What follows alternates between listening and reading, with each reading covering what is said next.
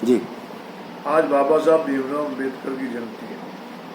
आज इस मौके पे हम उन्हें नमन करते हैं। और आज अगर देश के अंदर हम ये देखें कि बाबा साहब ने उस समय हमारे संविधान का निर्माण किया, जब देश आज़ाद हुआ तो देश की आज़ादी के बाद बहुत बड़ी चुनौती थी उनके सामने, क्योंकि भारतवर्ष अलग अलग भाषाओं का देश था, भारतवर्ष अलग अलग जातियों का, अलग अलग धर्मों का देश था। उन सबको एक संविधान के नीचे लाना एक बहुत बड़ी चुनौती थी। उस चुनौती को स्वीकार किया और आज पूरा भारत आज एक संविधान के नीचे है।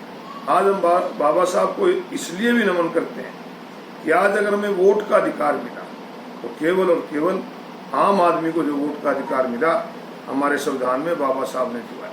देश की आज़ादी से पहले ये अधिकार चंद बड़े लोगों को हुआ करता था, बहुत बड़े बड़े जगीरदारों को, जेलदारों को, राय साहब को या बहुत बड़े बड़े सरमाएदार को होता था। परंतु देश की आज़ादी के बाद जब संविधान निर्माण की जिम्मेवारी बाबा साहब को सौंपी गई तो उन्होंने हर 21 साल के बालिग को एक वोट का अधिकार दिया और आज उस अधिकार के जरिए हम अपना नुमाइंदा चुन सकते हैं, अपनी सरकार बना सकते हैं। और आज संविधान के अंदर जब देश आज़ाद हुआ उस समय एक चुनौती और भी थी कि देश के अंदर छुआछूत बहुत था, देश में जातिवाद का बहुत बड़ा बड़ा था। देश के शोषित वर्ग को कैसे ऊपर उठाया जाए, बाबा साहब ने जो संविधान के अंदर आरक्षण का प्रावधान करके सबको बराबरी का अधिकार दिया, इसके लिए बाबा साहब को हम नमन करते हैं। और आज जयंती पर हिंदुस्तान के हर वासी को मैं बाबा साहब की जयंती पर हार्दिक शुभकामनाएं देता हूँ। बताइए।